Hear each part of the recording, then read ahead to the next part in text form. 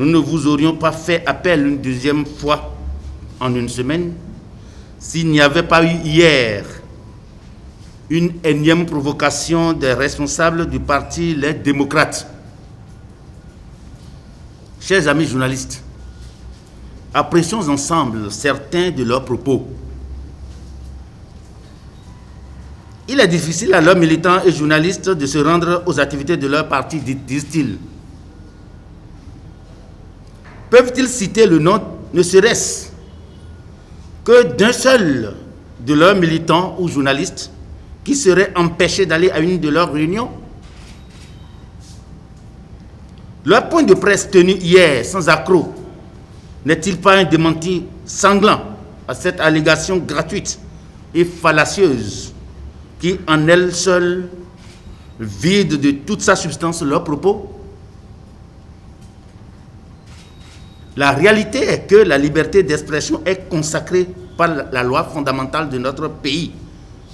Et le gouvernement du Bénin s'emploie à la garantir tous les jours. À ce jour, nous n'avons aucune preuve des allégations de cette frange de l'opposition qui avance des informations sans aucune preuve tangible. Nous n'avons pas besoin de vilipender notre pays pour satisfaire des ambitions personnelles inavouées. Le pouvoir de la rupture gruge et terrorise les populations. Un autre de leurs propos. Sur quelle base les affirmations se fondent-elles? Comment l'État gruge-t-il les populations? Tout le monde n'est pas amnésique dans le pays où nous avons la preuve que dans un passé récent, la déperdition des finances publiques était palpable, puisque les réalisations qui ont cours aujourd'hui en apportent la preuve. Troisième propos venant d'eux. Des menaces réelles pèsent sur notre pays, enlèvements ciblés, des arrestations sélectives, etc. Chers journalistes, quand on est en position de dirigeant politique avec la moralité et l'éthique nécessaires et qu'on aspire à diriger, on n'avance pas des propos aussi graves sur son pays avec autant de légèreté. On a besoin d'avoir de la retenue et disposer de la preuve de ces allégations. Si l'objectif de cette sortie médiatique est de montrer que tous nos compatriotes qui répondent de leur forfait devant nos tribunaux sont poursuivis sans raison valable, si on est capable de faire le lien entre cette pédagogie et le recul de la corruption et du détournement des deniers publics, c'est qu'on manque de clairvoyance et d'honnêteté intellectuelle. Quatrième propos grave. Gesticulation et de mépris des responsables de l'UP au sujet du parrainage. Où se trouve le mépris pour la morale et l'éthique politique? Dans le fait de dire que le parrainage n'est pas portable mais quérable. C'est une vérité universelle que les responsables du parti, les démocrates, feignent de ne pas internaliser. Qui vous disent, chers journalistes, un seul pays au monde qui pratique le parrainage des élus dans son système électoral et où c'est le parrain qui est obligé de courtiser le potentiel candidat parrainé. C'est un choix qu'ils ont fait. Qu'ils aient le courage de l'assumer au lieu de se dédire à longueur de journée. Tantôt, on leur a refusé le parrainage. Tantôt, même si on le leur donnait, ils ne le prendraient pas. Tantôt encore, ils ont instruit leur duo magique à aller déposer leur dossier sans parrainage pour prouver leur volonté de compétir. Cette frange de l'opposition, les démocrates, dont nous connaissons le passé peu glorieux, disent ne se faire aucune illusion sur la volonté du président Patrice Talon de ne vouloir d'une compétition réelle. En faisant une telle affirmation, les démocrates sont conscients que personne ne les prendrait au sérieux, car le monde entier sait aujourd'hui que ce sont eux qui fuient la compétition, craignant une débâcle dans les urnes. Le cafouillage et le désordre qui ont entouré le processus de la désignation de leur duo à la présidentielle prochaine montrent leur niveau de responsabilité et prouvent à foison à la face du monde les réelles causes de leur absence aux échéances électorales passées. Cinquième propos, agression de Galiou Soglo, notre cher compatriote.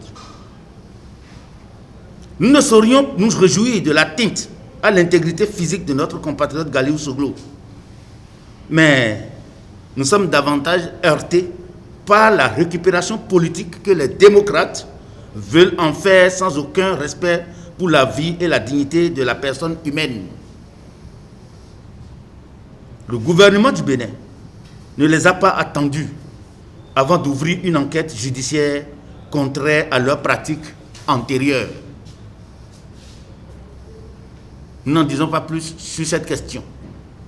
Septième propos, nous n'avons aucunement l'intention de boycotter les élections, disent-ils.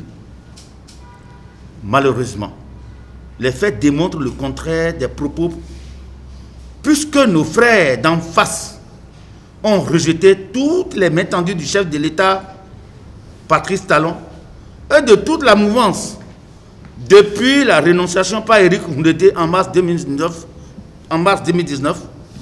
de sa propre signature et la cessation des actes et des comportements anti-républicains dont le seul objectif est de travailler à la fissuration du tissu social. En résumé, nous, les députés de l'Union progressiste, avions décidé désormais de réagir à leurs mensonges, aux intoxications, intimidations et menaces, afin que nul ne se méprenne sur leurs intentions réelles. Et ces intentions réelles, c'est de brouiller les résultats de l'œuvre de salubrité publique en cours au Bénin, sous le leadership éclairé et de qualité du président Patrice Talon. Semer le chaos dans le pays avec l'espoir d'une conférence bis afin de donner une chance aux rêves utopiques qui n'arriveraient jamais de Yahi Boni de revenir au pouvoir. Malheureusement pour eux, notre pays a une âme. Les élections prochaines auront lieu dans la paix le 11 avril et un nouveau président de la République prêtera serment le 23 mai 2021. Tous ceux qui ont parlé pour dire que moi-même, j'ai été instruit le jeudi 4 là vers 17h par nos chefs pour appeler le patron des démocrates et lui demander de venir chercher les parrainages. L'honorable Éric Nkoundété, je l'ai appelé vers 17h parce qu'on est amis. Et je lui ai dit, président, on vous attend pour les parrainages. Il m'a répondu ceci, parrainage, mais nous n'avons pas besoin de parrainage. Et les élections auront lieu sans parrainage. Et j'ai rendu compte. Et le patron a dit, ah bon, ils en sont là. D'accord, si c'est ça, ok. Si d'autres vous demandent, donnez. Donc voilà ce qui s'est passé sur le parrainage. Pour dire que on les a attendus jusqu'à la dernière minute.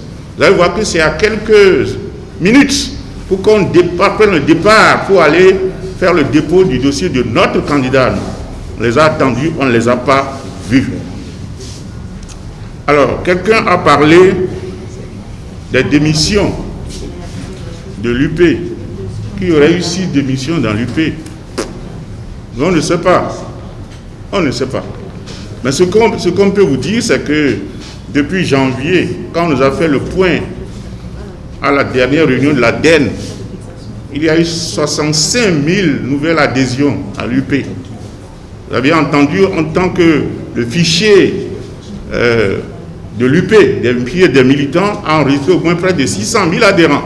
Les cartes ont été imprimées, sont en distribution. Mais pendant le cours de cette distribution, de janvier à maintenant, on a eu 65 000 nouvelles adhésions.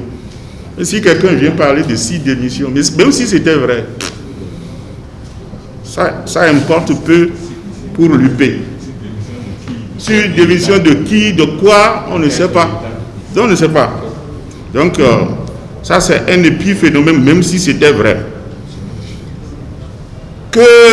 On dit que certains de nos parrains potentiels, députés ou maires, auraient été menacés de mort et d'empoisonnement par nos leaders, nos dirigeants, au cas où ils remettaient le parrainage aux candidats, aux autres candidats. Est-ce que vous voyez cela cohérent avec ce que je viens de vous dire, qu'on nous demandait de les approcher, de les appeler pour leur remettre le parrainage? Parce que nous, on n'avait pas peur d'eux. On savait que même s'ils étaient candidats, on allait les battre.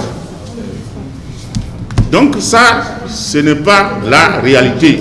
Est-ce qu'ils ont pu citer le nom d'un seul qui aurait été menacé? Qui nous disent, nous avons fait le point avec nos collègues. Ceux qui ont été approchés, nous le savons. Ceux qui n'ont pas du tout été abordés, nous le savons aussi. Mais ce que nous pouvons vous dire, c'est que leurs déclarations ne sont pas la vérité. Le président Oden a dit tout à l'heure de ne pas parler de mensonges. Mais moi, je peux le dire. Je n'ai pas eu à travailler avec Rekia. Moi, quand je l'entends, je dis, mais si c'est comme ça, elle veut commencer la politique, c'est mal parti. Avec des mensonges crus comme ça, pour moi, c'est du mensonge.